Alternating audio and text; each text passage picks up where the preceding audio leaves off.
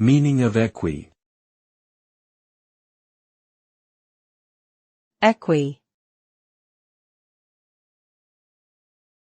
Equi. Equi.